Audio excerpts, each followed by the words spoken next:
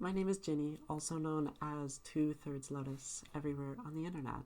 This clip is part of my series, The Poets of Twitch, where I analyze my viewers' writing live on stream. Nothing has been edited out, so you're seeing this exactly as streamed with all of the imperfections and tangents that come with being live. If you want to catch me live or want more information, check out the description. Otherwise, enjoy some excellent writing. Let's dive into it. Monkey God. Sing, mighty Hanuman and Ganesh, who on the lofty peak of Rishyamukha, or Kailash's heights, didst counsel noble Rama, teaching truth and faith to hearts devout, or if the waves of Ganja's sacred stream delight thee more, where sages chant beneath the banyan's shade, I thence invoke thy aid to my adventurous song, that with no middle flight aspires to soar above Kalinda's crest, while it pursues things unattempted yet in prose or rhyme. Is this in verse? No. I don't think so. No. In my alma mater, where minds like horizons are set, I stand a fool of faith among the learnt, a beastly monkey, broken-tusked elephant divine, they ask? A god of hearts. Hearts of stone and an idol. They turn their gaze, the sneers of their thoughtless tongues. They claim thou bringest thyself down below. They laugh at me. They laugh at the Rudraksha. Did cruel tongues accuse me, child of clay, for hearkening to the call of the beast and God, chastised for chanting beasts of fur and trunk, were but the fancies of a foolish mind. Mocked was I, for in these strange divine forms they mock, they call the Rudraksha mere decay, a ball of shit, a speck of waste, seed of sorrow's birth, born not of soil or mirth, but of Shiva's tears, in vast despair, when he sees the world consumed by pain laid bare. 8 faces carved by empathy. O seed of the divine, dost now thou weep? Do tears yet fall from thine eternal gaze for hearts like lost, trapped in their soulless maze? Thou art blind. Do that. But linear gaze binds thee confined. They call thee filth mere wrought upon the earth, blind to the holiness that shaped thy birth. They think they believe in truth. They wound the wisdom lost in youth, think themselves the wise, yet know not the way Hanuman flies, nor Shiva's weeping eyes. Monkey God by Imrpenguinoman. That is quite a poem. Can I do that? There we go. Is that sounding sort of? Okay. I'm crushed by unknown words. So Poet of the Dole, we'll work through it. And a lot of these are names of like gods and places in Hinduism and stuff. And the great thing about reading and analyzing is if you don't know, you can look it up. And I think it is extremely important to do so because there's not really a purpose in going through the process of analyzing the poem if you don't go and make sure you actually like understand all the words.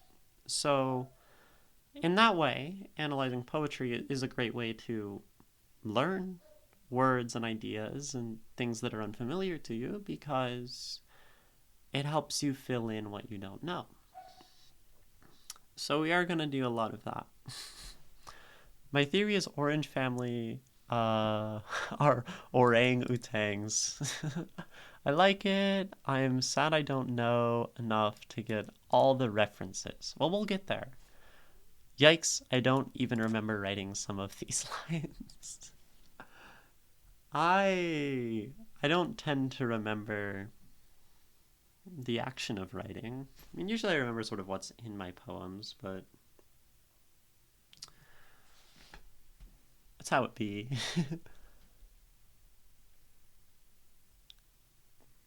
But when you read them, the intended meaning comes up quick. Sob. I'll translate words one by one, yeah.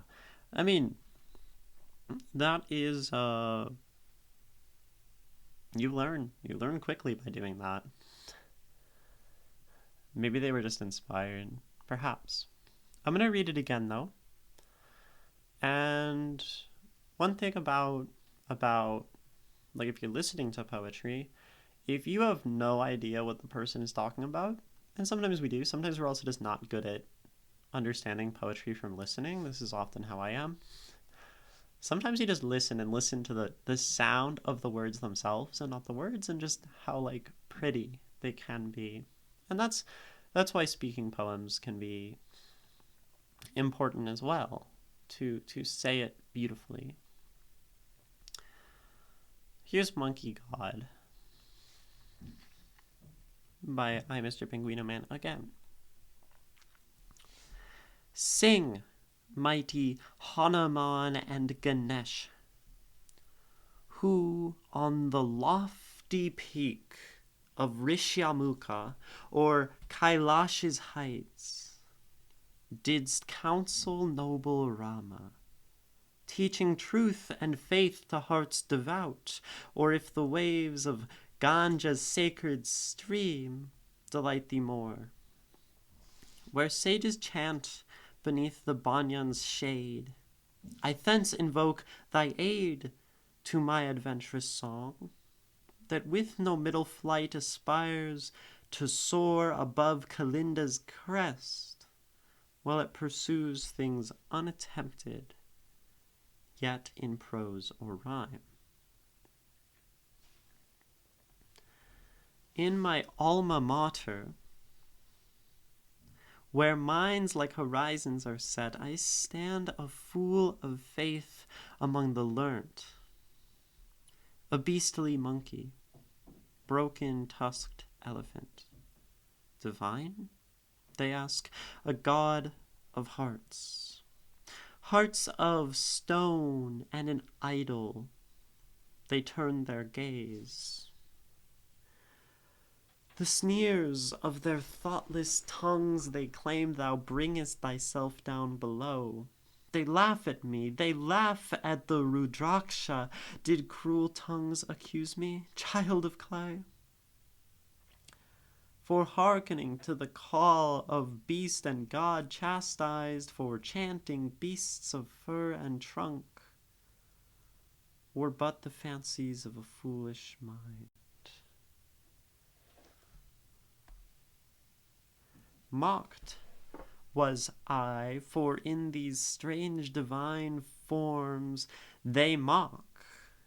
They call the Rudraksha mere decay, a ball of shit, a speck of waste, seed of sorrow's birth, born not of soil or mirth, but of Shiva's tears in vast despair.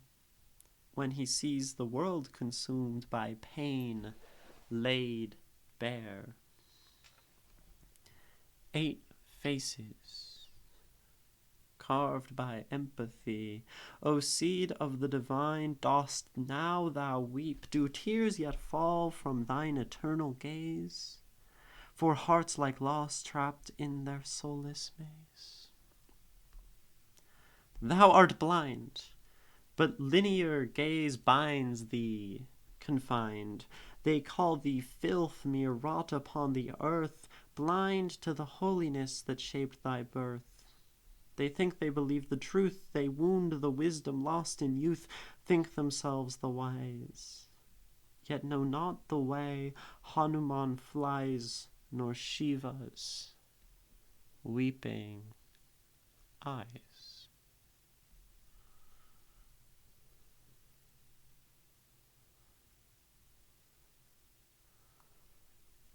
Monkey God by Penguinoman.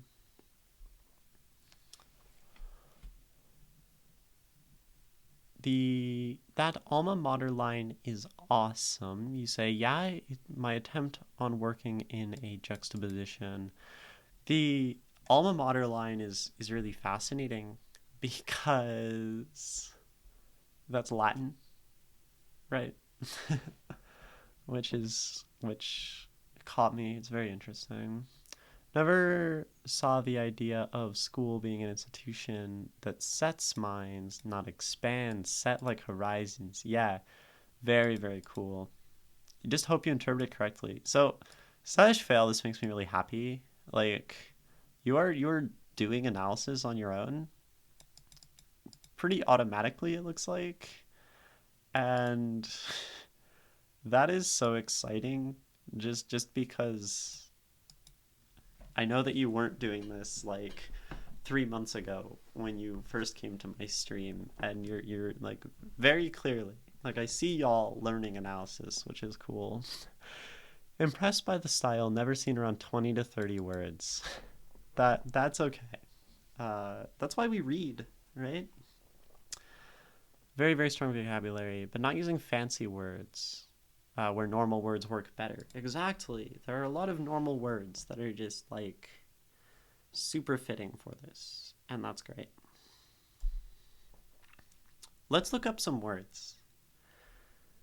Hanuman and Ganesh. Hanuman. Probably that, but Hanuman. A deity in Hinduism. Revered as divine Vanara,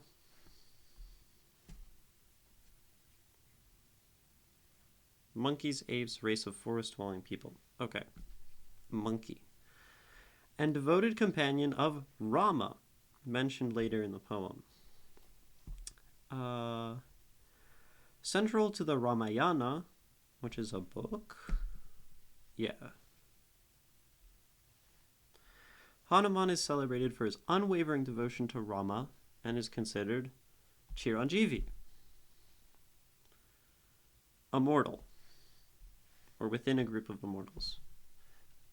Wikipedia is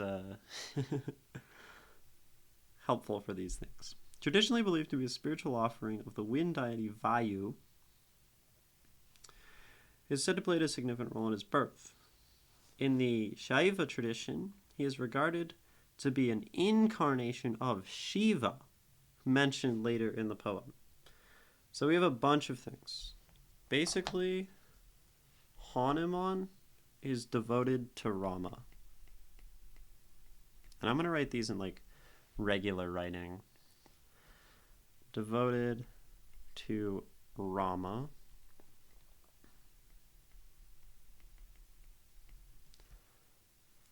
And if we go down, we have Shiva. Hanuman is an incarnation of. Incarnation being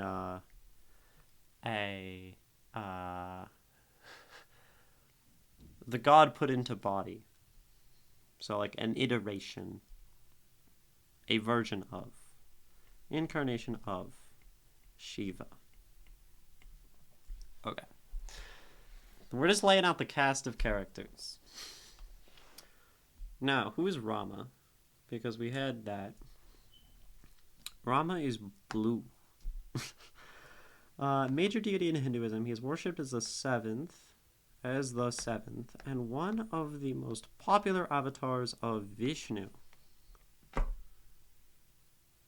Vishnu, also a deity,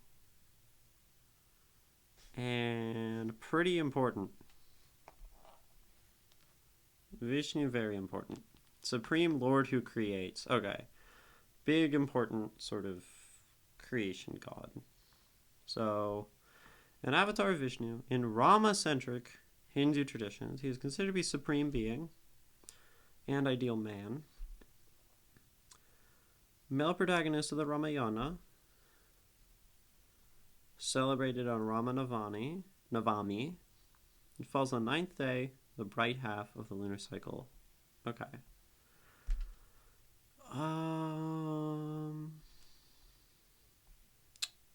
And does a lot of god things and meets other gods. Okay. So just a god for now. Ganesh.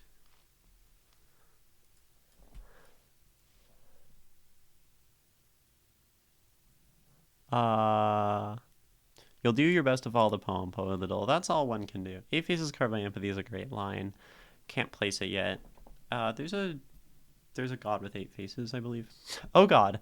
I realize how tough it must be for people understanding this poem without an understanding of the different Hindu gods and how they sort of relate to each other. Yeah. And that's like okay.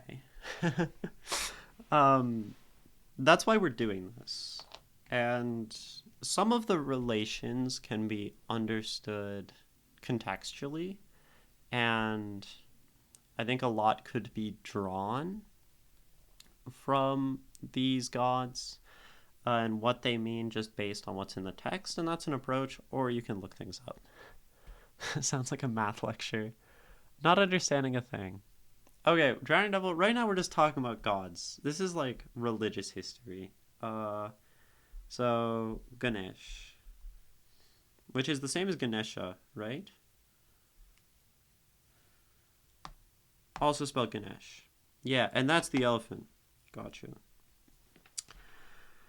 And also known as Ganapati, Vinayaka, Lambadura, Pilayar. One of the best known, most worshipped deities in the Hindu pantheon, supreme god in one sect. Another important god.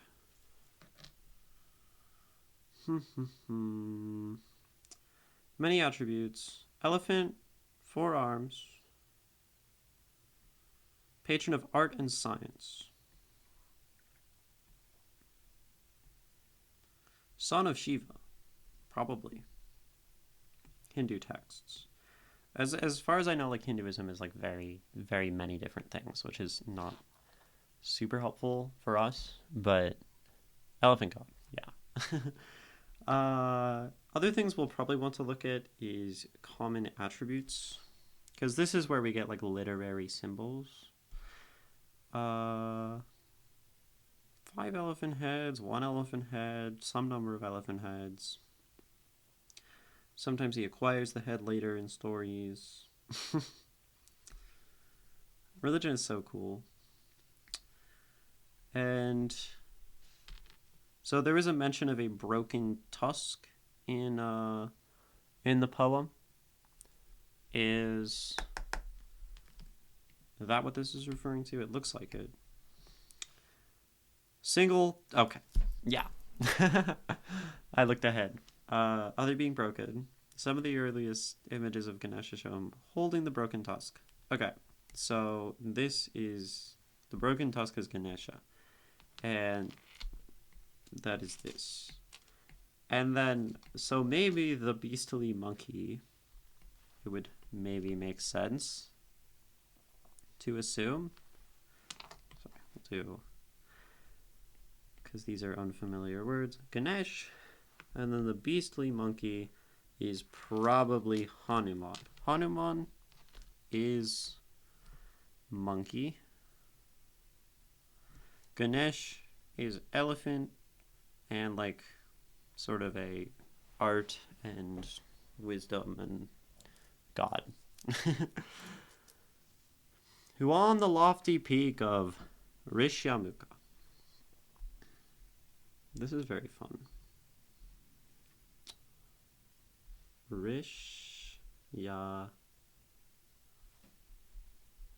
Nope, spelled it wrong. Rishyamukha. Okay, maybe Wikipedia is not going to help me here. Rishyamukha. Mountain.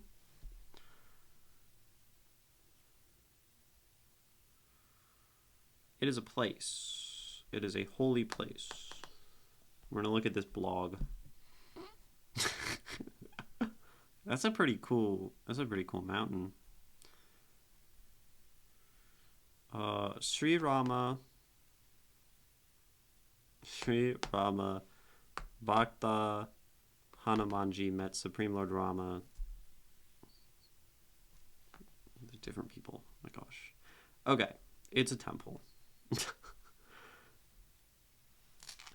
That is a temple, or Kailash.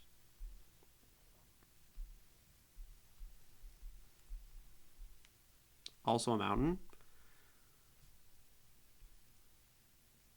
In China.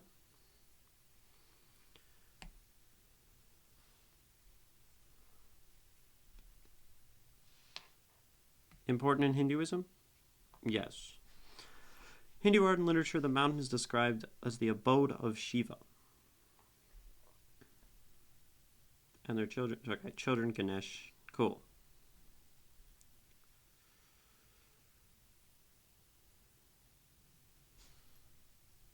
So, these are mountains, which we sort of can tell.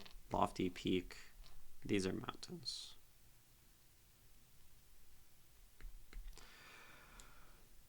Discouncil of noble Rama, that's just another god. And that god. Cool.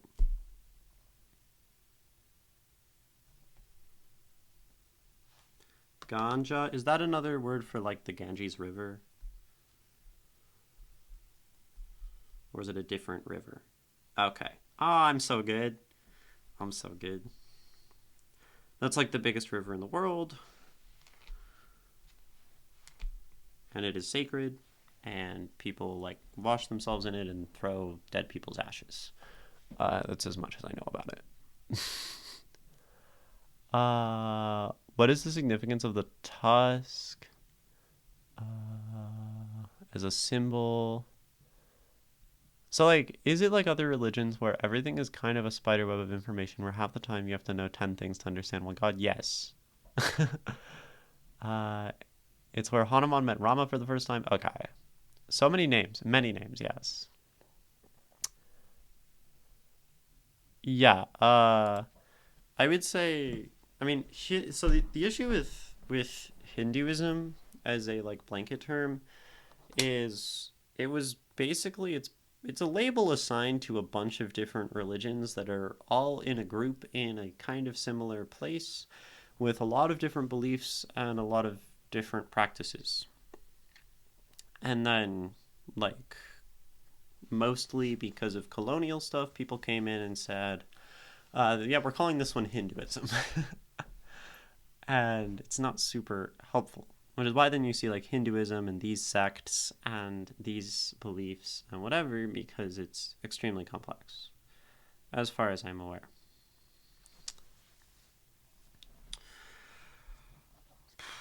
Sacred stream. Banyan, that's a tree. That is just a tree. That's the tree that like the Buddha sat under and lots of wise people sat under.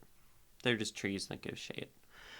No middle flight of spouses are above Kalinda's crest. Possibly another mountain. Possibly something else. crest soar above.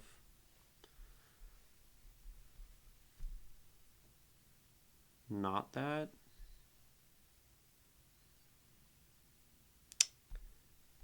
Hinduism.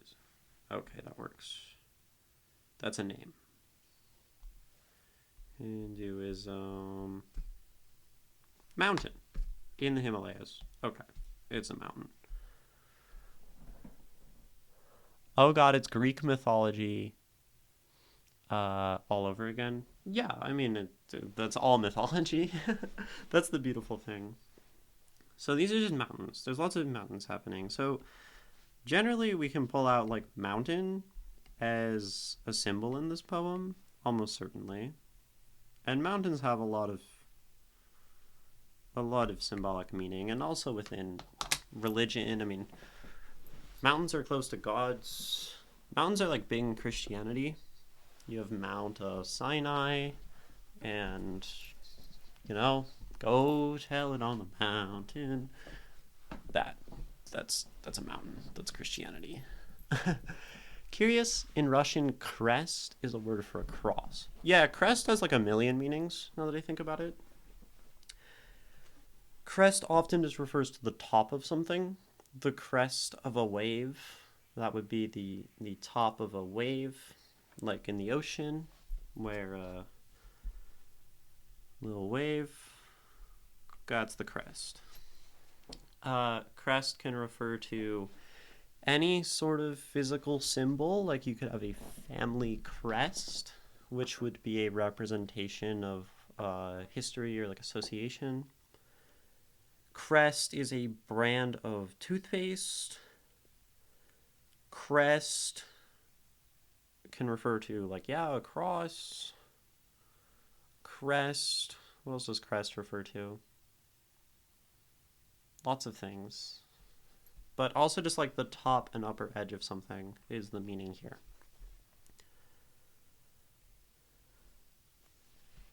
Okay, we're breaking it down. We are going to take a quick break. Y'all are going to perform self-care. Poet of the Dole is going to drink water. And I'm going to stretch.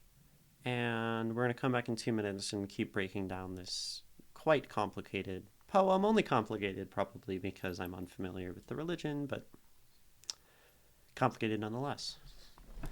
Do self-care. Drink water.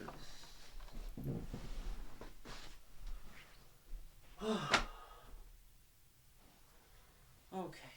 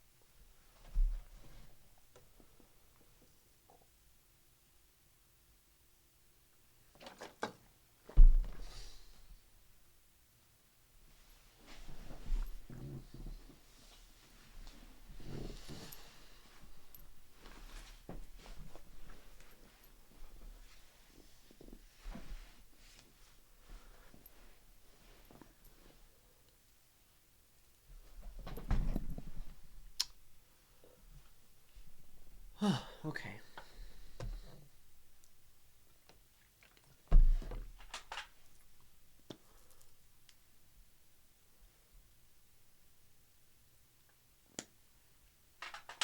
Welcome back. Yeah, Greek mythology over again. You're laughing at that Penguinoman. Might come up later, actually. Are you referring to just another poem of yours? Or are there some references to the Greeks in here as well that I missed? Slash fail. Learning about religion is great for reading comprehension. Yes. So, deeply important. Deeply important. You have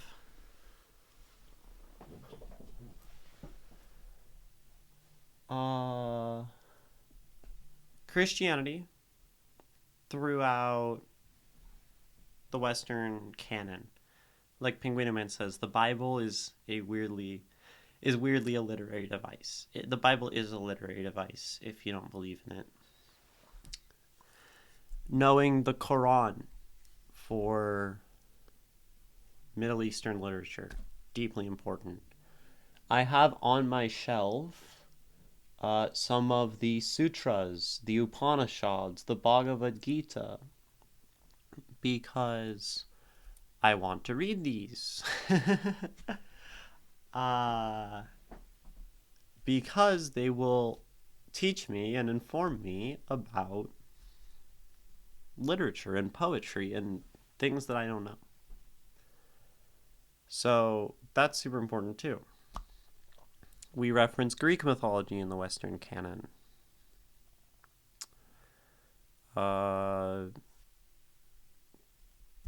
These are the biggest religion, at least. What else? Reading comprehension.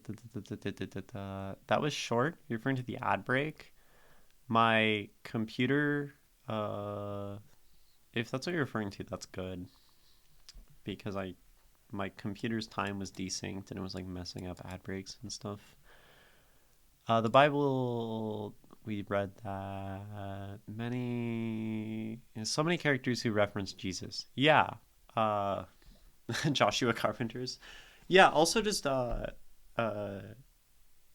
Jesus allegories and Christ figures are a big thing as a symbol in literature. There are entire books that are really just an allegory for like the Bible.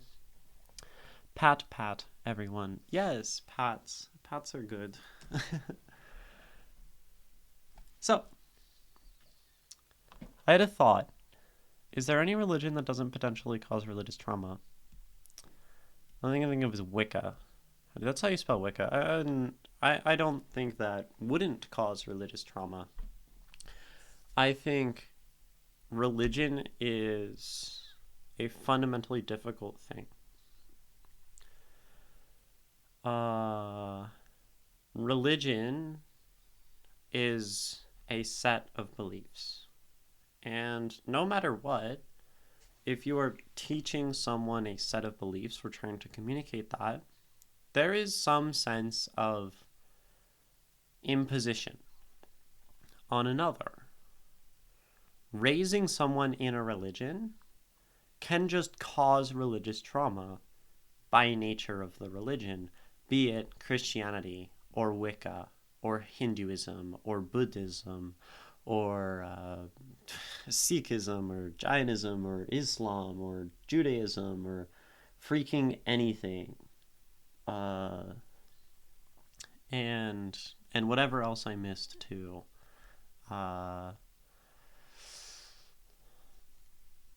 So no. Religion as a like structure has the potential to cause religious trauma.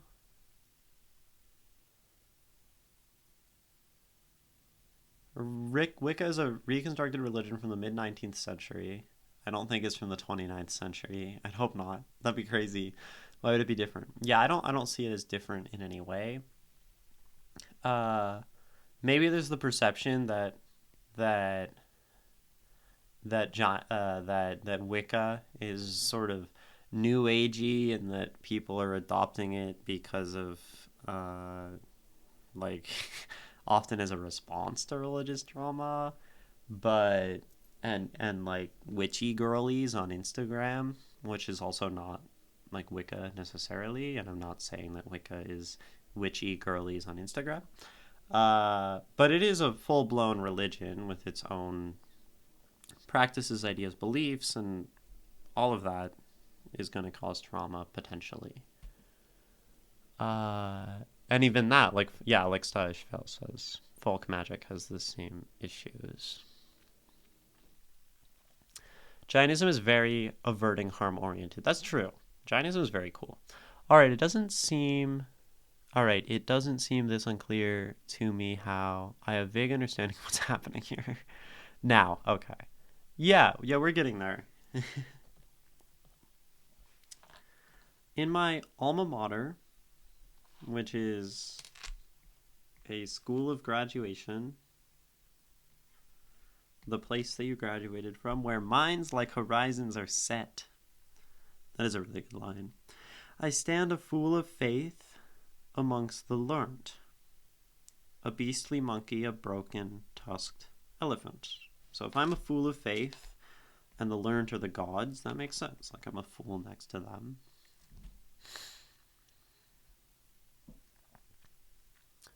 So their PR says, but they're not, but not their doctrine.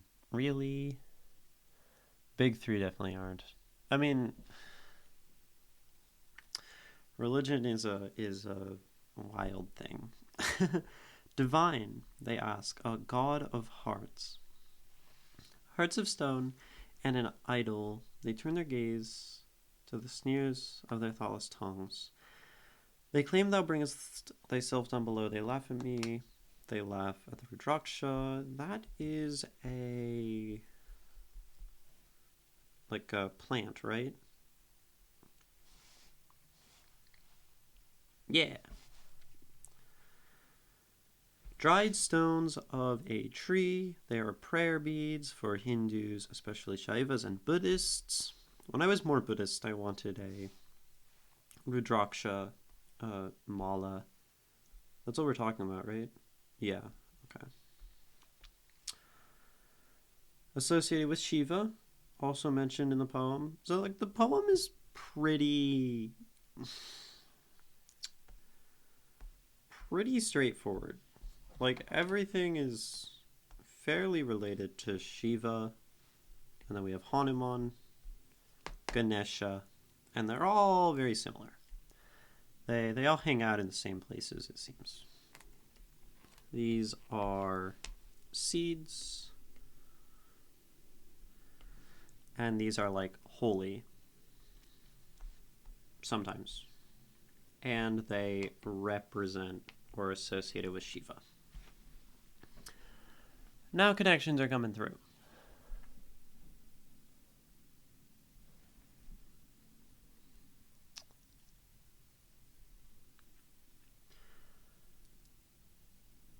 Did cruel tongues accuse me, child of clay, for hearkening to the call of beast and god, chastised for chanting beasts of fur and trunk? So these are like all references to the same thing.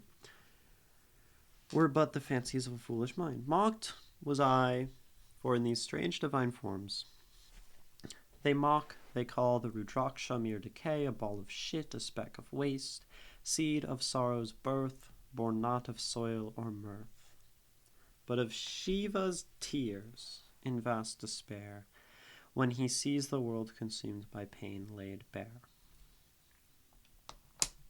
I am gonna look. So, first of all, 8-faced.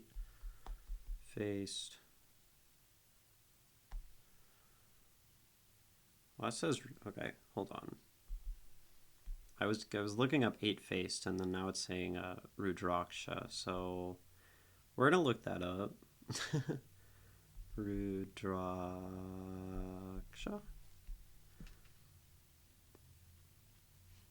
Mostly people trying to sell me things.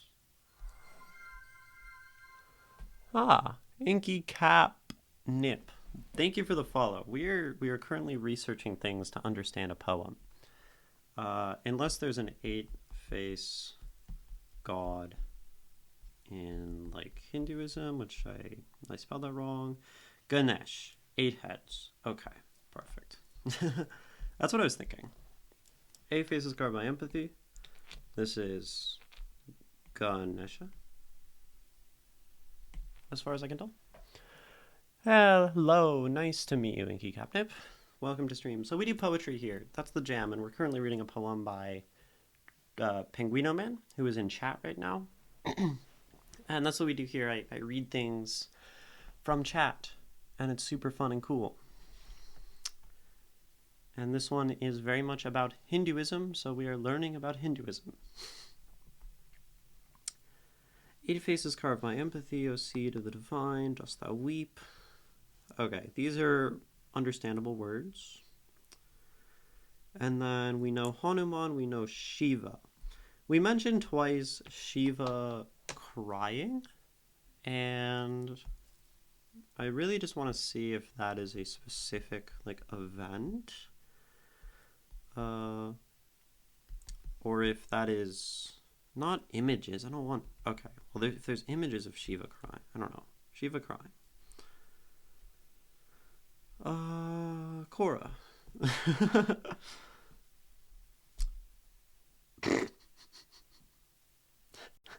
Korra is so great. Shiva don't cry, he is not human. That's so annoying.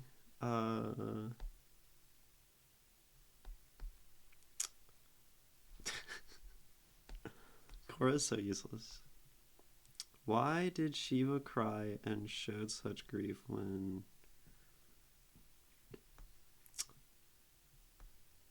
Okay. Not... Is it something specific? Or is this just more general? You just recently got into poetry. This is perfect. That is really excellent. Inky Capnip. New poets, more experienced poets. Everyone's welcome. I love that.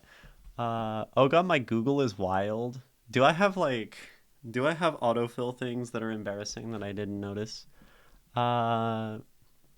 It definitely is wild. Usually. You can submit your stuff for Ginny. Yes, you can submit my stuff. Shiva crying after a long time meditating and seeing people suffering on Earth. Okay. Yeah, super. So he's meditating and then realizes the suffering of the people, and this god starts crying, and it's like this moment of compassion and empathy. That's what I assume this is referring to. Or that's probably... Because this is like a supreme god. Yeah, being compassionate. Okay, empathy. Beautiful.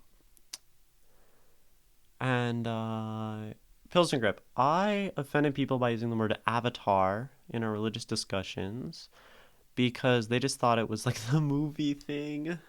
Oh no. Sashvale asking what kind of poetry Inky Capnip writes. Yeah, what do you like? What do you like to read, write, if anything, yet? Because sometimes we don't know what we like to write at the beginning, and that's okay, too. And we believe that suffering is caused by ignorance, and tears fall on earth. Oh, wait. He's also sort of almost disappointed by the ignorance, and the tears fall on earth and turn into rudrakshas. Okay, gotcha. Yeah. Poet of the Dole is new to things as well, at least in English. Supreme is a modern brand.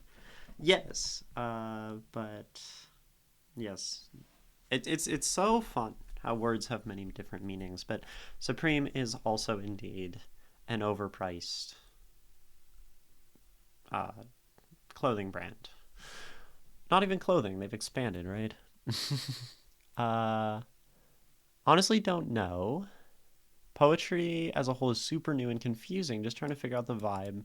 Beautiful. That's super exciting. In the book Snow Crash, the author Neil Stephenson uses the word avatar for a character in basically VR. Yeah, that too. Virtual reality. Unicorn hair shirts. And then, yeah, Russian. Okay. You also predicted Google Earth? Neat. Lose your want for all things. Only then will you gain the want for worthwhile things. Pretty much. Okay. So we have a tension. A presence of tension in this poem between compassion and the ideas of Shiva and some of this like laughing, mocking. This is like the big thing I've noticed so far. However, I haven't even really read the poem or thought about it that much because we've mostly been breaking down the words. So now we sort of know the words. Let's break it down. Monkey God. Sing, mighty Hanuman and Ganesh, gods, who on the lofty peak of Rishyamukha or Kailash's heights, on top of a mountain where they met, didst counsel noble Rama, teaching truth and faith to hearts devout. Or if the waves of the Ganges' sacred stream delight thee more, river, holy river, sacred stream, where sages chant beneath the banyan's shade, I thence invoke thy aid to my adventurous song. So,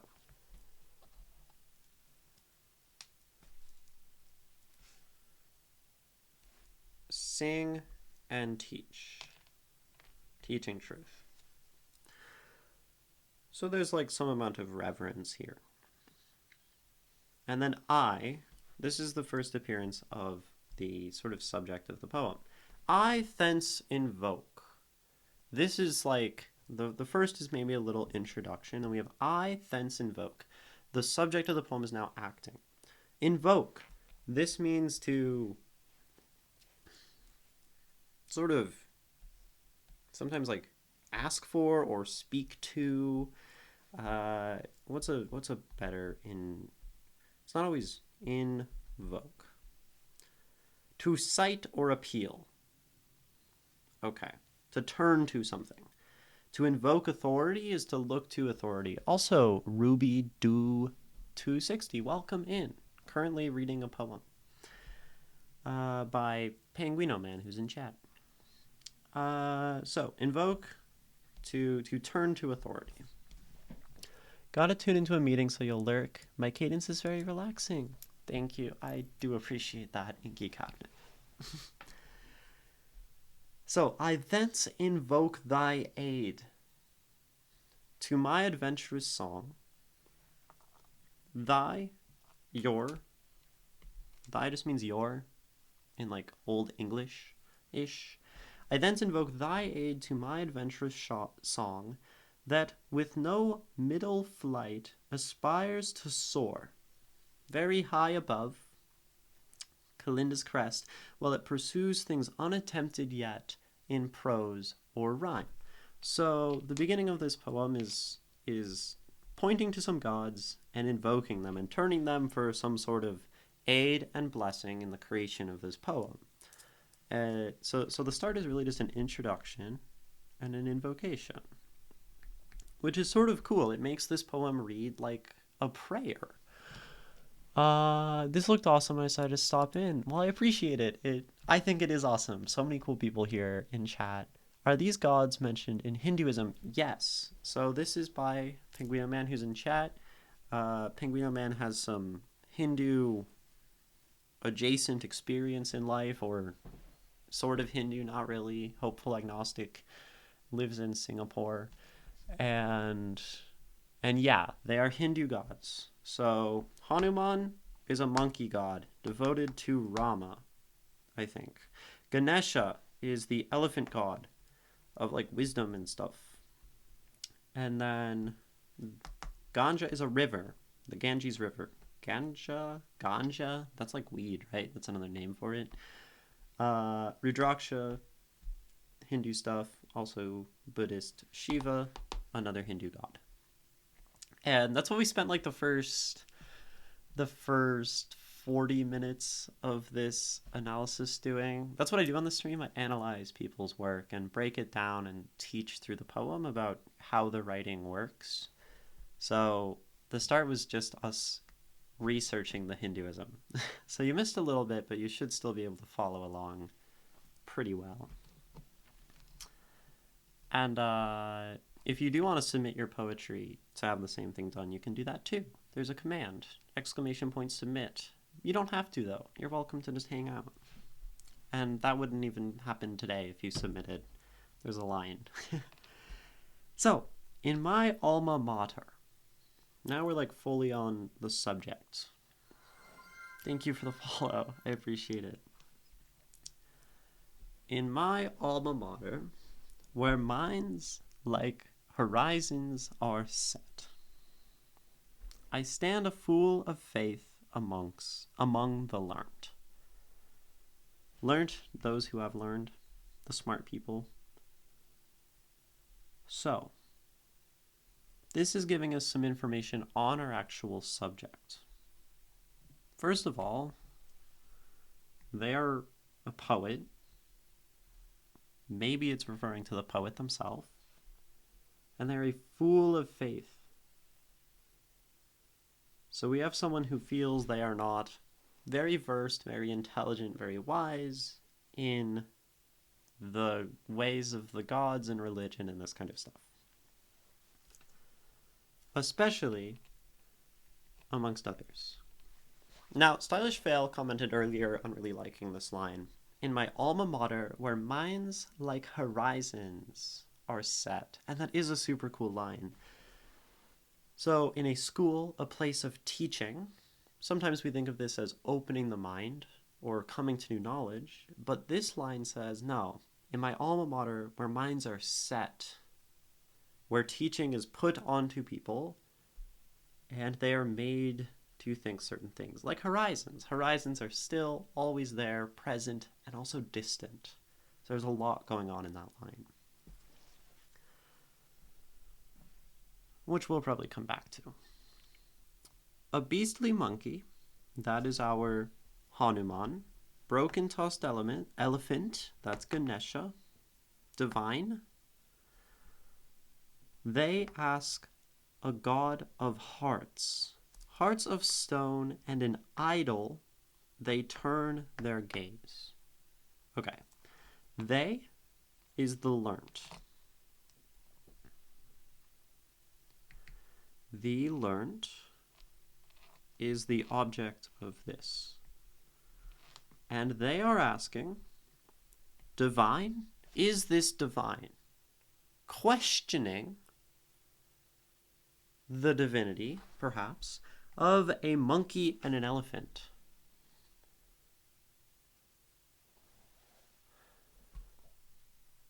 Yeah, horizons being huge and empty and ready to be filled with knowledge, but also set. Yeah, we hate school. I agree. That's brilliant, right? There's so much knowledge. There's so much, and yet it is set in place and unmoving.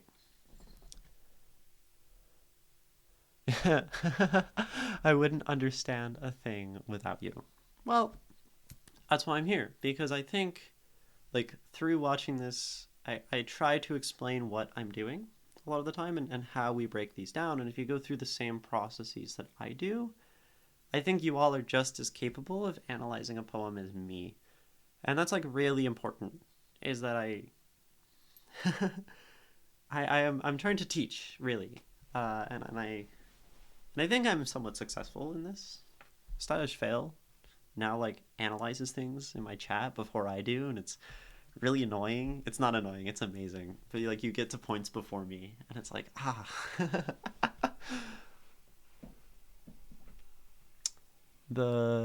Use that line in your next romantic poem. I wouldn't understand a thing without you. Yeah. A great romantic idea. Not that it has to be romantic here. So, a god of hearts. They ask a god of hearts. Asking someone else. Not these gods, but their own god. Hearts of stone and an idol. So this is an idea in a lot of religion, but like false idols. This is like a big Christian thing too. Don't worship false idols, false gods. So then it is these people, the learned, invoking and turning to their own god against the god which the subject has, and coming to the point of sneering, laughing at the ideas of the subject, which is like pretty sad. This line is really interesting to me. The way that the gods are portrayed on the outside, such as broken and beastly, may cause someone to judge the book by its cover. I feel like the narrator is able to look deeper than that and see the true divinity of broken creatures. No, exactly. Yeah, that's an excellent interpretation, Ruby Doe.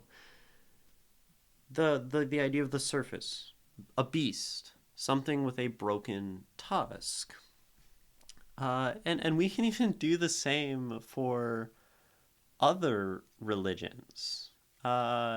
Particularly, it's kind of an easy shot against like religions with animalistic gods. So let's say something like Aztec religion. Oh, your god's a flying snake? Like that's dumb. And I'm not saying I believe that. But it's like, oh, look at that thing, it's silly. That's not a god. Or even the Greek gods. Oh, it's just some dude with like wings on his feet. You worship that? Cringe. Oh, your dude is just a guy who called himself a king and then got put up on a cross. Kind of cringe. You can look at gods as their surface thing, and you can look at gods as the underlying, religious systems, values, stories, beliefs. And this is something I think about pretty often. Clip that, then you clip it. You just hit the clip button. Uh, kind of cringe. So, but here's the thing. Uh, it's really sort of funny because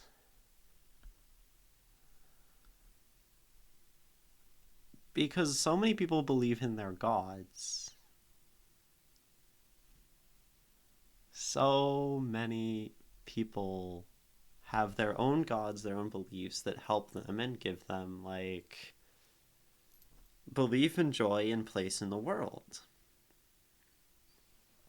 And yet, they go and look at the others and say, no, only mine is correct. Only my God.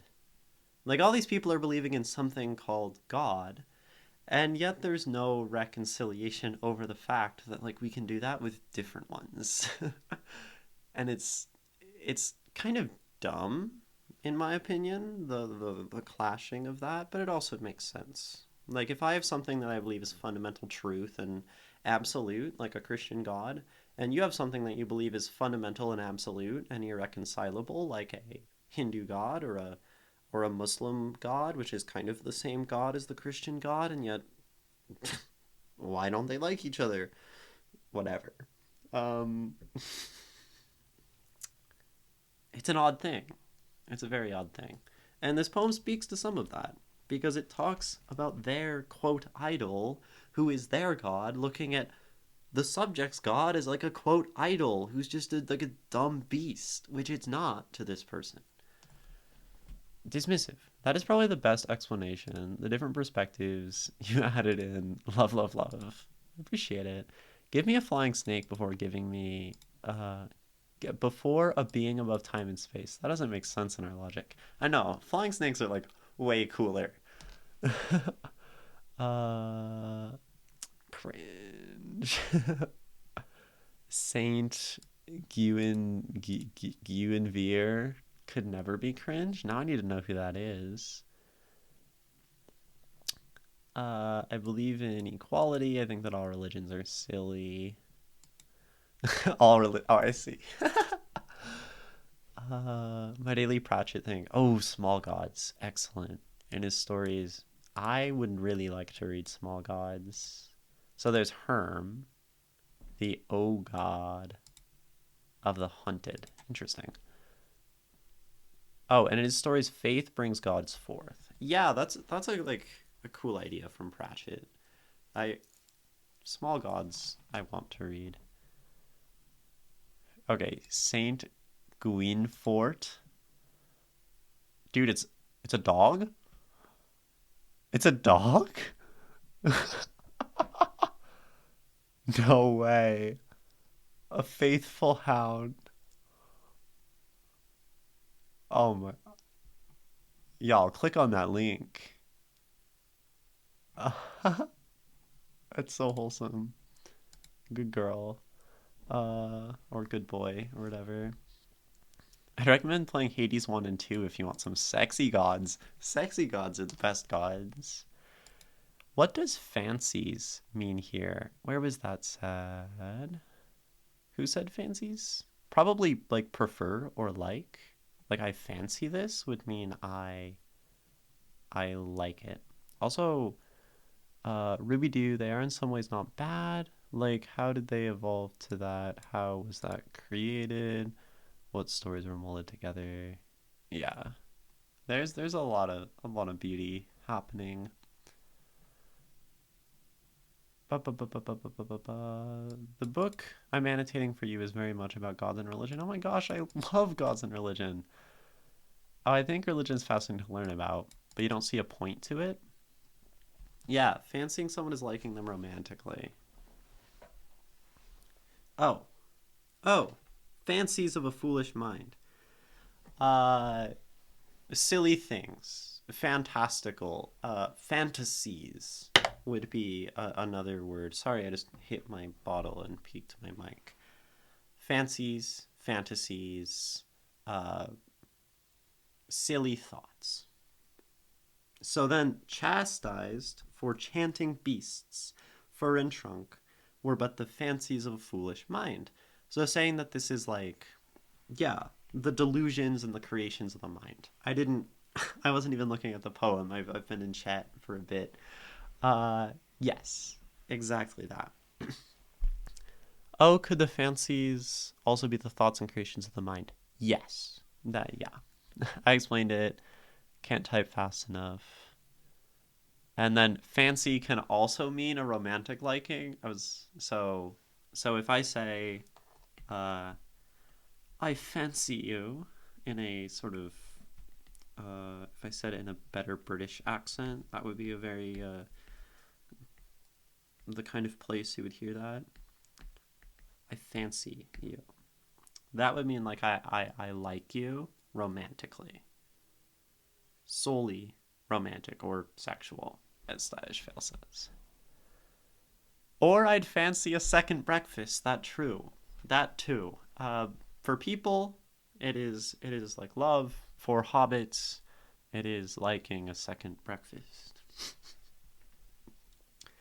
So yeah, making fun of religion because on the surface it's silly and I don't understand it. It's very childish. The the learnt in this poem, which is sad, right? The people who consider themselves smart usually taking their knowledge as a means of exclusion, gatekeeping, hate. These are things that people do a lot.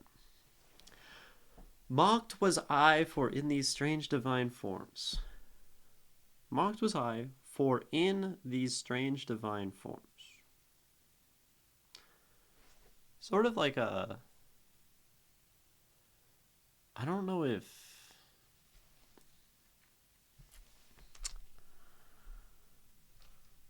For in these strange divine forms. Like I would want this sentence to continue. They mock, call me. Call the Rudraksha mere decay.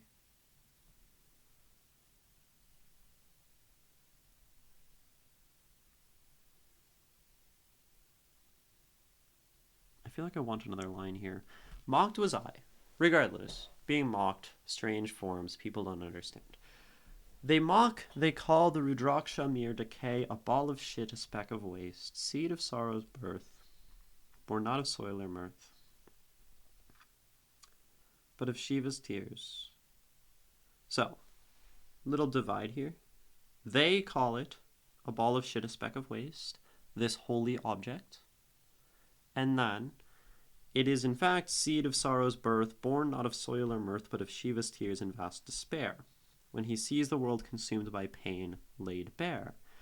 And the kind of beautiful thing here in the poem is that this is something born out of empathy and understanding of people not like Shiva. Shiva is understanding the suffering of mortals as a supreme being. As we established earlier, this is the big important part of this. Understanding someone not like you. Even if you can't feel in the same way they do, perhaps, that pain and that suffering and that mortal coil. And yet, looking at the people, they look at others and instead of understanding and having that empathy, looking to dismiss and cause suffering to others. And this is possibly also the sort of thing that would make Shiva cry, seeing these mortals just being hateful toward each other. Which makes this an excellent sort of circular meditation on this idea of hate and exclusion. This line is so beautiful. Yeah. This whole stanza. When he sees the world consumed by pain laid bare. 8 faces carved by empathy.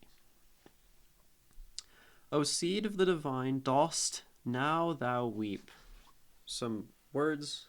O isn't really a word that does anything. It just like directs toward the thing. O seed of the divine. Be like, I don't know. I don't know how to explain this as like an old English thing. Dost is just does. Does thou?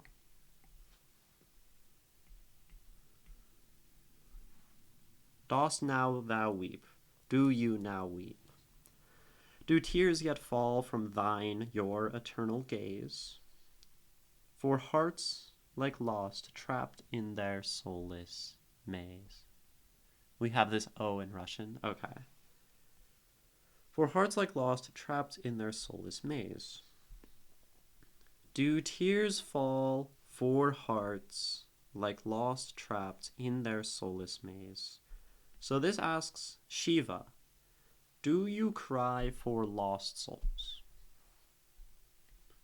Do you cry for lost souls? And I think this asks this God, is there empathy for these like hateful people? The lost, all of them. Because they are causing suffering and they are causing pain. Chat. What is chat saying? Not like, hey buddy, I fancy you. Talking about fancy. The word's lore is more complex than my life. Just old. Yeah, the word has been around a lot longer than you, Poet of Dole, so I don't know. No surprise, right? The word has been used more than your name in reference to you ever will. It's kind of scary.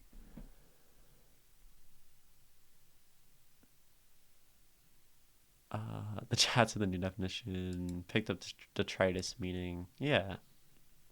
Okay. Thou art blind, but linear gaze binds thee confined. I really like this, linear. It harkens back. Look at me using the same word as the poem, hearken. It harkens back to the line about the horizon, right? Horizon is a very visual thing. We look at it and it is linear, and the linear gaze is perhaps that of the mind set like the horizon. binds thee, same, the mind being set, confined.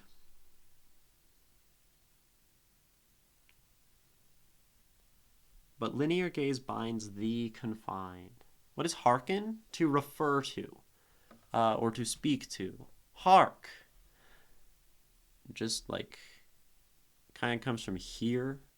But if I'm hearkening back, I'm referring to something in the past.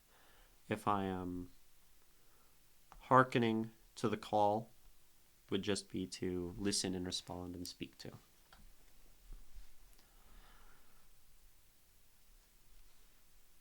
So, Shiva is confined to be called filth and rot, blind to the holiness that shaped thy birth. So just people being religiously hateful. They think they believe in truth.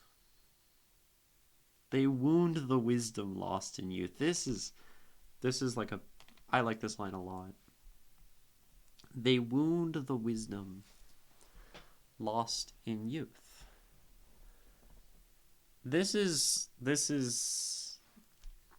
it really feels directly related to this poem. When one thinks themselves wise and becomes sort of jaded and gatekeepy and hateful, this is mostly because you are losing the childlike acceptance that, well, only children can really do.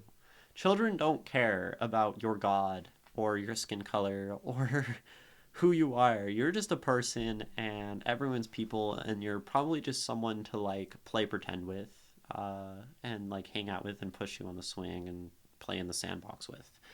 And then we become wise and we think we know the truth, and our mind solidifies, it calcifies into something that is hateful. The wisdom of youth that is lost, they wound it, they stab that beautiful innocence. They forsake it for some wisdom. Yet know not the way Hanuman flies, nor Shiva's weeping eyes. Again, to speak to their close-mindedness, the close-mindedness of those who consider themselves learnt and wise, and they probably think that their minds are open horizons and are not set, but this person, the subject, sees that these people are hateful, close-minded, stubborn, and jaded.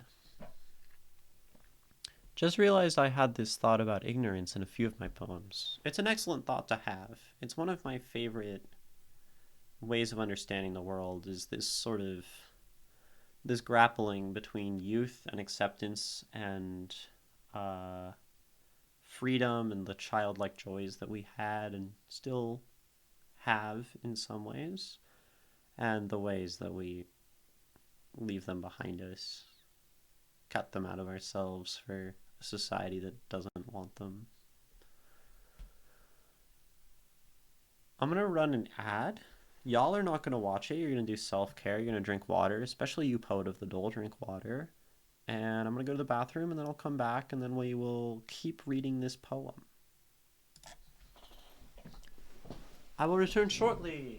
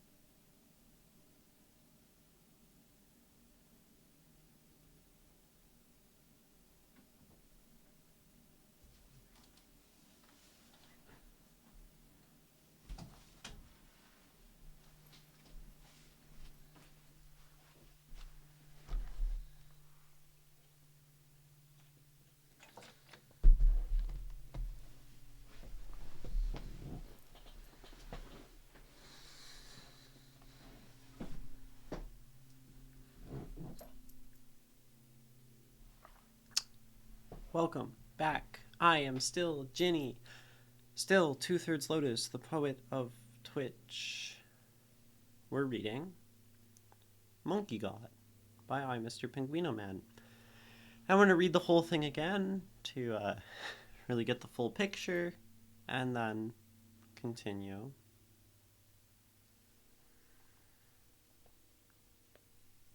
To analyze. Monkey God. Sing, mighty Hanuman and Ganesh, who on the lofty peak of Rishyamukha or Kailash's heights didst counsel noble Rama, teaching truth and faith to hearts devout. Or if the waves of Ganga's sacred stream delight thee more, where sages chant beneath the banyan's shade, I thence invoke thy aid for my adventurous song, that with no middle flight aspires to soar above Kalinda's crest, while it pursues things unattempted yet in prose or rhyme.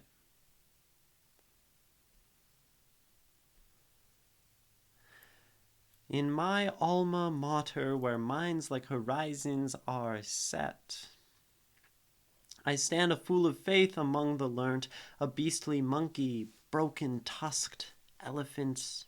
Divine, they ask? A god of hearts, hearts of stone, and an idol they turn their gaze. The sneers of their thoughtless tongues, they claim thou bringest thyself down below. They laugh at me, they laugh at the Rudraksha. Did cruel tongues accuse me, child of clay? For hearkening to the call of beast and god, chastised for chanting beasts of fur and trunk, were but the fancies of a foolish mind. Is that Christianity? Clay? Adam? Mocked was I, for in these strange divine forms they mock. They call the Rudraksha mere decay, a ball of shit, a speck of waste. Seed of sorrow's birth, born not of soil or mirth, but of Shiva's tears in vast despair, when he sees the world consumed by pain laid bare. Eight faces carved by empathy, O seed of the divine, dost thou weep? Do tears yet fall from thine eternal gaze for hearts like lost, trapped in their soulless maze? Thou art blind, but linear gaze binds thee confined. They call thee filth, mere rot upon the earth, blind to the holiness that shaped thy birth. They think they believe in truth, they wound the wisdom lost in youth, think themselves the wise, yet know not the way Hanuman flies, nor Shiva's weeping eyes. Monkey God by Penguinoman. Chat, Dylan, welcome. You are always allowed to submit poetry. The form is always open. Just try not to have more than like 2 submissions in at a time. Try not to submit them back to back. But welcome. How are you lads doing? Sailing Ocelot. I read the poetry so well. Thank you. Lovely reading voice. Thank you so much. Poetry is what I do, so I would hope so. And welcome in. Oh, Ray, hello as well. Yeah, we do poetry on this channel. I see that you're new. I analyze poems a lot of the time from chat. So this is from Penguinoman, who is in chat right now. Actually just responded to you. And it's a really fun thing. This one was a great poem. This is a great poem. We're still talking about it a little bit. I really enjoy this. Currently under the impression of this poem's style. So I even forgot I was tired. So, I guess so my analysis mostly, right, is we have these gods, a devotion to them, and a grappling with the hate of other people, and the putting down of this person for their belief in at face sort of silly gods. What was the 8 faces again? The 8 faces is referring to Ganesha, the elephant god, carved by empathy, and or maybe also Shiva, but it's just speaking to that this god is an empathetic thing, weeping for those who are maybe not empathetic to other people. What are the rules for the submission? You can submit pretty much anything you want. If it gets like way too long, I probably can't read it on stream, but that's more than like 3 or 4 pages on like a Google document. Anything shorter than that is fine. Otherwise, nothing that directly violates Twitch TOS, which is very little when we talk about in the scope of art. We've read poems about Mary, Mother of Christ, having an abortion. We've read poems about suicide. So these are all there. You have to go pretty far to like not be comfortable enough for me to read it on stream, and that's important. So feel free. Like I'm happy to accept like any poetry, kind of regardless. And otherwise, there's some things in the forum. Can someone put another submit in there? There's like a bunch of questions in the forum, some of which you can answer. I like to also share. I find writing poetry, so epic poetry, super tricky. It's a nice work there, Penguin. It does have kind of like a epic feel, although not quite verse. Tiny Nugget, I will hydrate. Thank you. Yeah, poetry is very hard, and we talk about and often demystify a lot of things about poetry here. So it is. I really try to be a guide and take my knowledge and help share it with other people here on Twitch. Yeah, I'll drink some more water, Tiny Nuggy.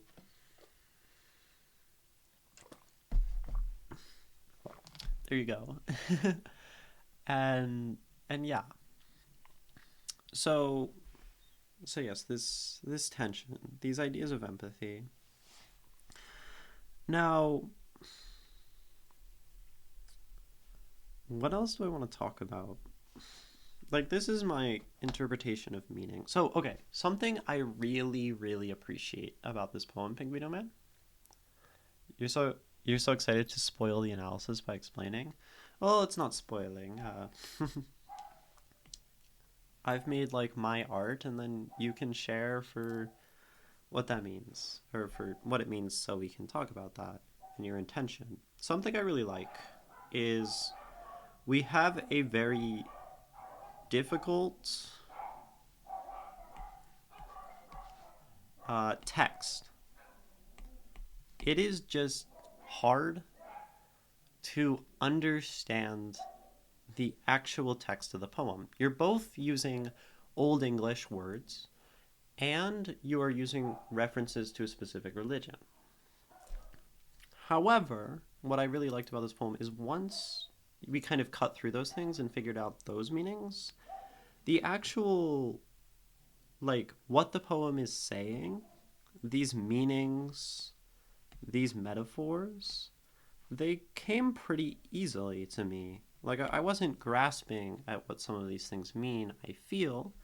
I mean, I tend to be confident in my interpretations, even if they're wrong, quote unquote.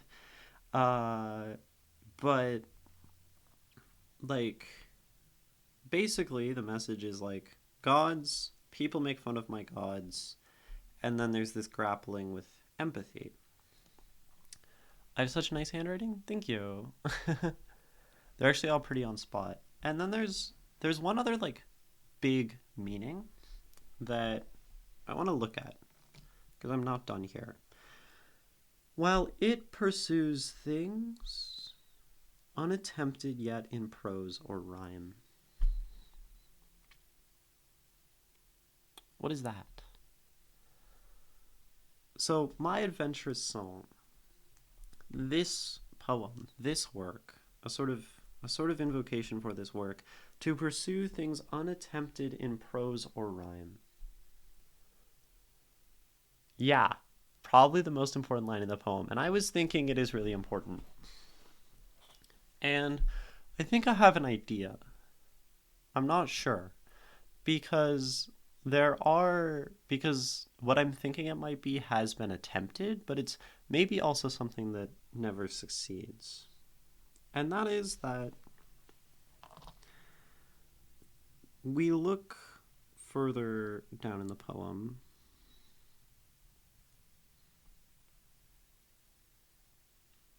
So, this line as well. This line feels deeply important to me as well. Do tears yet fall from thine eternal gaze for hearts like lost, trapped in their soulless maze? So, multiple meanings as well, always. Do tears yet fall from thine eternal gaze for something? So, do you cry for trapped souls? This is what we wrote here. For lost souls. Asking the empathetic God, dost thou no weep? Do tears fall for these people? These people being, I think, they, in the poem, the object. There's really three characters, or three camps. There's the gods, there's the subject, and then there's like the academic, annoying people who are being hateful. And I think this is the subject asking, can there be forgiveness? Can there be empathy and understanding for these people? And should I? Perhaps. Right? This is the subject asking the gods for help in something. And I think that's the question. Should I find empathy for these people who are hateful against you and hateful against me? And I think this is also the thing unattempted in prose or rhyme, perhaps. And I think more so that it's something that is probably never successful in prose and rhyme, is to actually cultivate genuine empathy and have someone come to an understanding of you and genuinely connect to someone through this art. And I think that's like my big overall interpretation of the question. Thank you for the follow, Sailing Ocelot. Is God, gods, whoever, whatever God, whoever I pray to, if we're taking this even more broad and abstract, do these people who hate me deserve my love and my empathy? You cried for all who suffer. I'm the one suffering. They're causing me to suffer. Do I give them my empathy? It's this questioning of the of like one, what the subject should do, but also how one should care, who one should care for. I think I'm going to log off now and go write. Excellent. Writing is good. Thank you for this awesome analysis, and I'll definitely join y'all again. Have a great day/night. Yeah, have a good one, Ruby, too. No stream tomorrow, but then there should be streams Saturday and Sunday.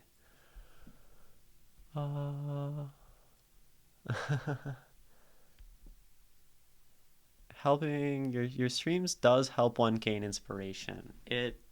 This makes me happy. I had gods mentioned in my earlier poems. I didn't understand why I wanted to mention him, and I still don't. Sometimes God is just something you throw in a poem.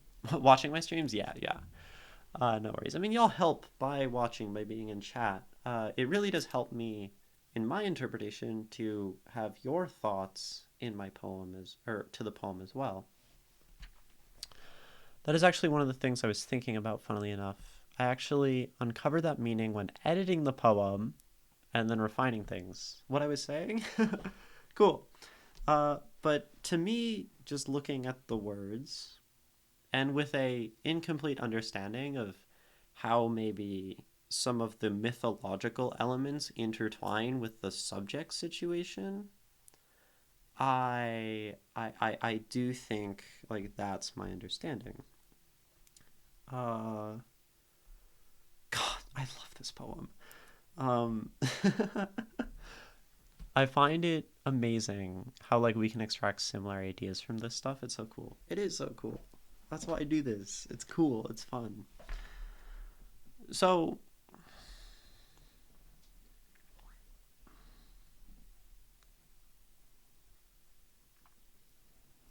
that I guess if that's my interpretation, I'll move to the point of questions. Uh so if anyone has questions about this, about lines, words, ideas that were not understood, things that I said that were not understood, ask. This now, Penguinoman, if you would like to explain, if you have questions about your intent and how to communicate it, those are things you can now give me. Because I can't necessarily, sort of saying this for the people who are new, I can't help someone with what they're intending to say without knowing what they're intending to say. There also very well may be questions on the Google form, which I didn't look at. There's archaic language, but I know it's tough to do, and I want to know how to make it better. So you want to improve your, like, Old Englishing. This is not going to be a very helpful answer, Penguinoman. Mostly, I'm just going to answer this question before I read the wall of text that you have in in chat. So the big thing for me is if you want to write better in a certain style of writing, my advice for you is to read more of it. And like it's the obvious advice, but it's kind of the only one I can give in earnest. One is because I'm not that good at writing like this. I mean, I'm probably okay. I don't really try to write in like Old English and archaic style, but I do know that there are masters of this language because it is the only language that they knew and spoke. So, perhaps, go read the Shakespeares, go read the William Blakes, go read the whoever's. I think Lord Byron, who I have there, is old enough. Maybe? I don't know. Whitman, yes. Whitman. Any of these people. And it's like the hard answer to get because it means you have to go read a lot if you actually want to take that advice. But I can't say, here is the, quote, tasteful way. Yeah, the Canterbury Tales. Chaucer, right? There's like not a tasteful or non-tasteful or good or bad way to use like the Old English. Use it right. Like go look at how it's actually used and then do that. May I recommend reading Tolkien's poetry? Yeah. Okay. Now I'm going to look at your big wall of text. This poem took a while to make, I bet, and went through many drafts and edits. The first verses actually breaks the poem's meaning out. There's a lot of humor and irony to the poem, and the whole first verse is actually mocking a verse from a very famous piece of Christian literature called, Paradise Lost. See, I haven't read Paradise Lost. In the early verses, the author mimics his favorite writers, who are Greek and have a tradition. Yeah, like I was thinking the invoking of the gods is very much like a traditional thing, but that's in Greek literature. Okay, that's brilliant. This verse he sort of claims that his upcoming work is going to be so amazing and unique because he's invoking an almost ultimate god. Okay. The rest of the poem continues the mimicking by mocking. Yeah, it mocks the Old English. Okay, so that's the Old English tie-in. That's brilliant. while simultaneously talking about their religion but being mocked in a Christian school, the whole alma mater thing. The subject of the poem, or rather me, is essentially just sick and tired of the idea that God is bigger and better. Yeah, one God is bigger or better than like another. Yeah, that's with the Paradise Lost tie-in and like the mocking of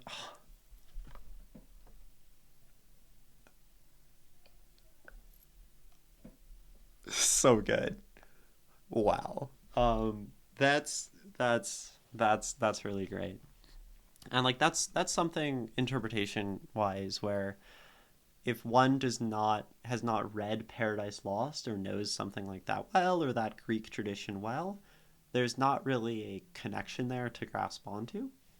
But we like approximated this very well with just what's on the page. And that's analysis. uh if it's okay, Penguin, do you have any of your poetry online somewhere? I'm not sure if Penguin does. Yeah, there's you can find a lot of Penguin's writing in the Poets of Twitch uh like YouTube playlist, which is this command that I will put in by reaching over there. You can find, I think there's like maybe 8 Penguin poems or so. That sounds about right. Could be more. Uh I must say, Penguinoman, like from the first poem you sent me, which was maybe like a house with people, which was also very good. Like the improvement is amazing. And from like the essay, the essay was the first thing you sent me, and this against that is like wow. So much more technical. Don't ever need to feel sorry if you didn't harm anyone. Oh, for the big wall of text. Yeah, the big wall of text is very enlightening. Yeah, I would love to read Tolkien's poetry, Sailing Ocelot. I just have so much poetry to read, and I don't have it right now. If I had it, it'd be much easier to read. Asking about height. Uh, Chaucer. Oh, yeah, pronunciation. Uh, Tolkien was a medievalist and even translated Beowulf into modern English. Such yeah. Flatland is also easy to find, satirical take on 18th century society. I I want to read Flatland. And it's short. Cool. I've heard about, no, Chaucer. Saucer, William Chaucer. Chaucer. Chaucer. um, And then keeping going. Y'all send so much. Uh, I know it's annoying correcting pronunciation, but I'll take the heat. Okay, no, it's correcting pronunciation is good. And the 8 faces is talking about Rudrakshas, which have a different amount of faces, kind of just their outward structure. Okay, referring to the Rudraksha that you wear. Gotcha. It's called. Oh, that's really brutal. That's just freaking mean. That's sad. I'm sorry to hear that, Penguinoman. If you want less formal language, look up old erotica. That's very smart, stylish fail. Did you know that you can see the big wall of text from space? Hi, Dew on the Grass. Welcome in. Tolkien is very Christian, indeed. Also, call the 8 faces. Yeah, Ganesh and me asking the symbol of empathy, compassion that I'm wearing. It feels empathy. If it feels empathy for the people that insulted it. Oh, if it sort of forgives because it is a representation of God. That makes sense. A direct insult against God. Do they feel compassion for that? That makes sense. A lot of Tolkien's poetry is online, but yes, too much poetry to read. I get you with that. Not too much, just so much. Morning, Ginny. Morning, chat. Good morning to you. Dew on the Grass. Flatland is free, 2-hour read. Well, I like physical copies, and I'm sure it is cheap, the Penguin Classics, but I just have to get it, you know. Yeah, Tolkien is a fascinating intersection of that classic and modern because he was so interested in the mythology of like Britain and all that Anglo history and tradition, but also was, you know, 20th century. A lot of flaws in Tolkien boils down to it was fate or Iru's plan, which is a very Christian thing. Yeah, Tolkien is like his religion is basically just like Christianity but cooler, as far as I know. I haven't read like the Silmarillion, but I know that like his religion is like super cool and interesting. Yeah, he was a professor who liked classics. Ernest Hernoff. Thank you all for the talk and education. Of course, go to sleep, Poe. Little rest. You're sick. You might have your copy somewhere. Okay. Finally caught up with chat. Christianity merged with old European tales and myths, much like Beowulf. Yeah. Cool things. I feel better seeing Poet. Tolkien. Found a lot of interest. Pilsner Grip. Okay. We are. Okay, wait. A lot of cool new names to write down. Or to write down to understand Old English. But in a way, do you guys think that the bad Old English almost as the mockery in the poem? Well, to be quite honest, like the Old English, like okay, I don't know enough about what genuine Old English looks like to understand how much this would look like a mockery, but also the dogs be barking, sorry. Um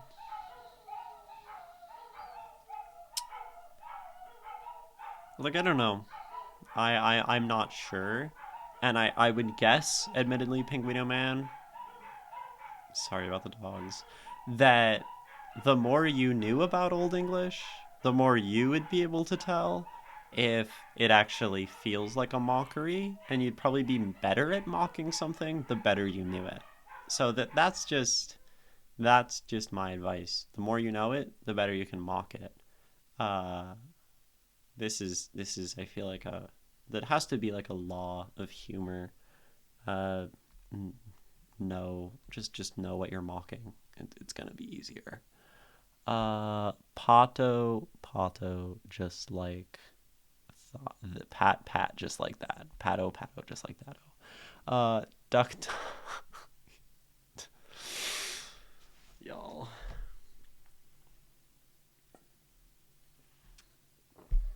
You can't be mad at animals. Just read Moby Dick. I'm not mad at them. It's just hard to talk over them, and I really don't like loud sounds. So where it really but it's probably not as bad on the other side of stream. I'm not sure. Uh, any other questions about this poem or thoughts? Like I think a lot of the things that you want to improve on, Penguinoman, the Old English and stuff, are not uh, are not things that I can necessarily directly help you with. Do I have any questions? Do I have any questions? I can indulge and ask questions. Uh so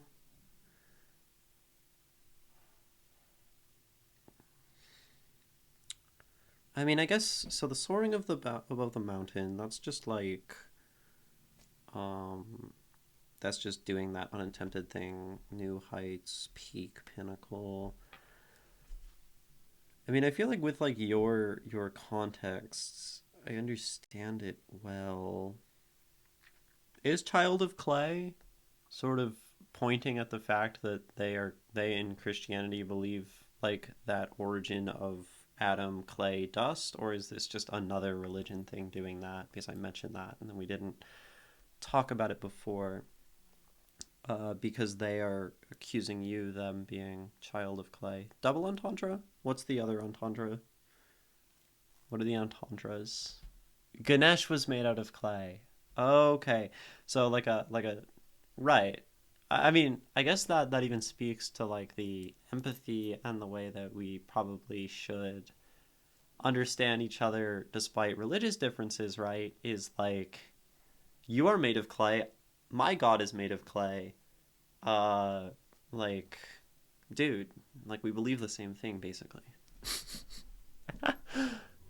You like it a lot, Tiny Nuggy, especially with the reference you had to the Greek gods, since I myself am part of the Greek god religion. Yeah.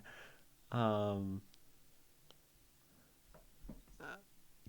get golem build.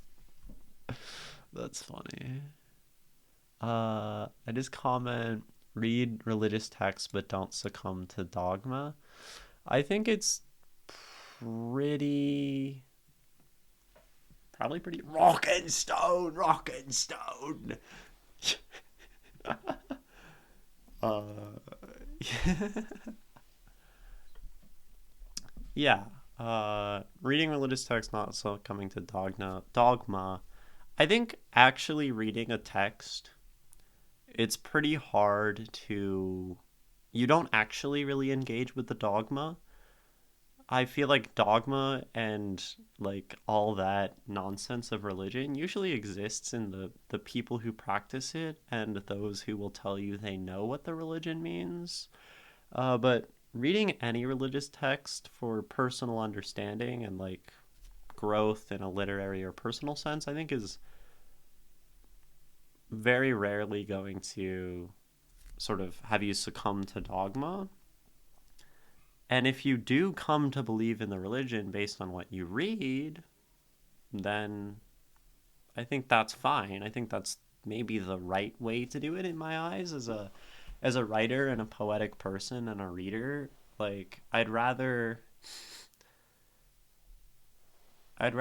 take ideas on a page. When I was joining the Buddhist cult, I was asking them like where can I read more of this guy's actual ideas? And they were kind of telling me like they were dodging the question like as if they didn't really want me to actually read. Uh and that just sort of annoyed me. Like I kind of thought, oh, maybe they're just like dumb. But it makes sense. Like usually what's written is not the bad part. But the Buddhist cult was like, nah, don't read. Just come to our meetings.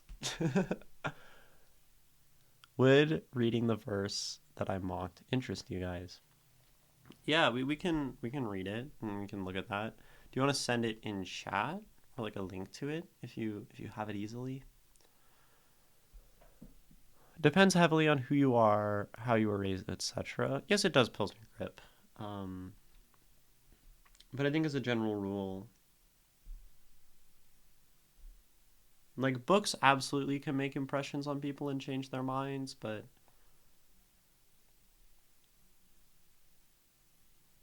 I think a book is less convincingly deceptive than a human. Sing Heavenly Muse. Oh, okay. So something I did really like. Uh, Heavenly Muse that on the secret of Orab. Okay, so something I do like. Um, Penguinoman is adventurous song. Um, because usually this is really only used for intentionally changing how many syllables you want in a word. Adventurous,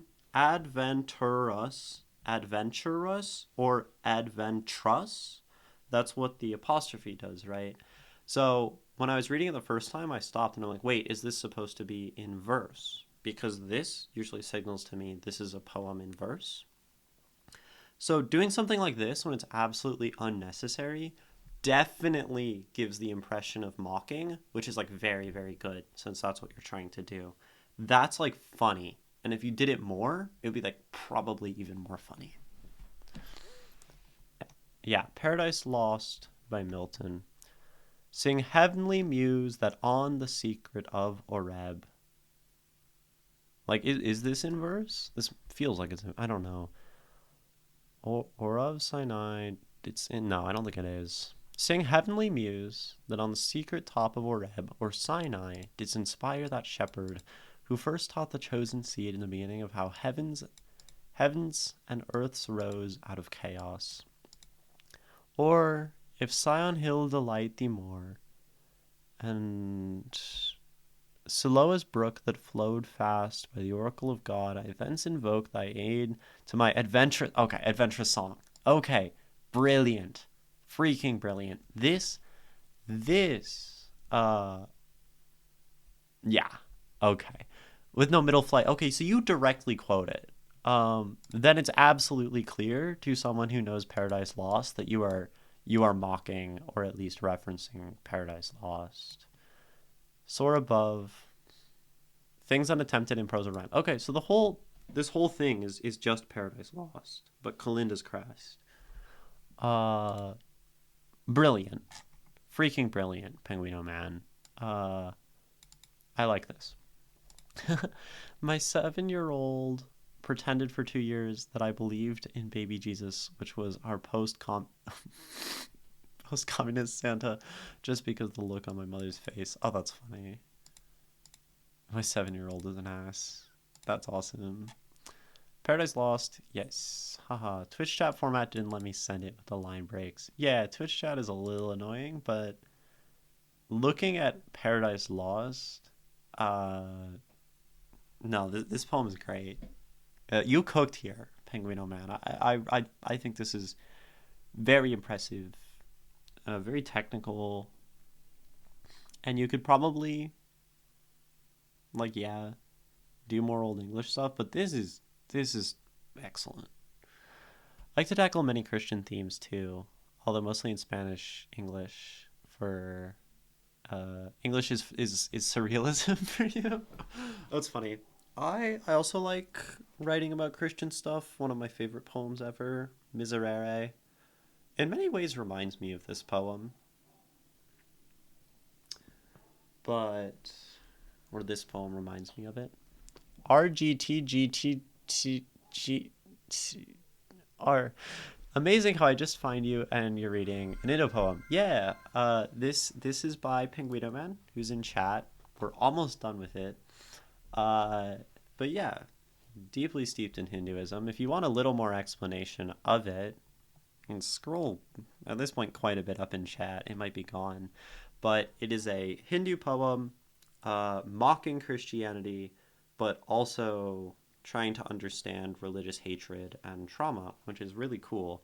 And we're pretty much done with it, unfortunately. RGT is what I'm going to call you. I made a poem about Prophet Nahum. I hope one day I find the time to adapt it into English accurately. Absolutely. Some of like the random little prophets in Christianity are very fun. RGT, do you write poetry as well? This is a poetry channel, so if you do, like, that, this is the place for you. Thank you, really appreciate it. Really worked hard on the details in this one. Departure from my usual stuff after a bit of thematic doling. Yeah, that makes sense. That it went well. It went really well. This poem, you've clearly done something different from the past ones, so really, really excited about it. Saj fail, you redeemed my point redeem to ask me anything? What are you going to ask me? I'm going to answer it honestly. But maybe after I do the final read of this poem, and then we'll move on to like an in-between time. That's your question? Is that a cropped woolen sweater? Yes, it is. I didn't expect you to stumble upon it today, but submitted a poem. Yeah, it won't be today because we've got about like 8 poems still in queue. That's amazing and horrible. Yeah, it's really like comfy. I'm gonna read this one more time. It's Monkey God by Penguinoman. I'm in high demand. I know. Everyone wants a piece of me. You love literature? Literature is great too. I love literature as well. Monkey God by Mr. Penguinoman. Sing, mighty Hanuman and Ganesh, who on the lofty peak of Rishyamukha or Kailash's heights, didst counsel noble Rama, teaching truth and faith to hearts devout. Or if the waves of Ganga's sacred stream delight thee more, where sages chant beneath the banyan's shade, I thence invoke thy aid to my adventurous song, that with no middle flight aspires to soar above Kalinda's crest, while it pursues things unattempted yet, in prose or rhyme. In my alma mater, where minds like horizons are set, I stand, a fool of faith amongst the learnt, a beastly monkey, broken-tusked elephant, divine, they ask? A god of hearts, hearts of stone, and an idol, they turn their gaze. The sneers of their thoughtless tongues, they claim thou bringest thyself down below. They laugh at me, they laugh at the Rudraksha. Did cruel tongues accuse me, child of clay, for hearkening to the call of beast and god, chastised for chanting beasts of fur and trunk, were but the fancies of a foolish mind? Mocked was I, for in these strange divine forms they mock, they call the Rudraksha mere decay, a ball of shit, a speck of waste, seed of sorrow's birth, born not of soil or mirth, but of Shiva's tears in vast despair, when he sees the world consumed by pain laid bare. 8 faces carved by empathy, O seed of the divine, dost thou weep? Do tears yet fall from thine eternal gaze for hearts like lost, trapped in their soulless maze? Thou art blind, but linear gaze binds thee confined. They call thee filth, mere rot upon the earth, blind to the holiness that shaped thy birth. They think they believe the truth. They wound the wisdom lost in youth, think themselves the wise, yet know not the way Hanuman flies, nor Shiva's weeping eyes. Monkey God by Imrpenguinoman. This has been a delight to read for the last 2 hours. Freaking awesome poem. So good. Thank you for watching. I encourage you to check out the rest of the series, follow if you enjoyed, and stop by Twitch if you want to share your own work. See you there.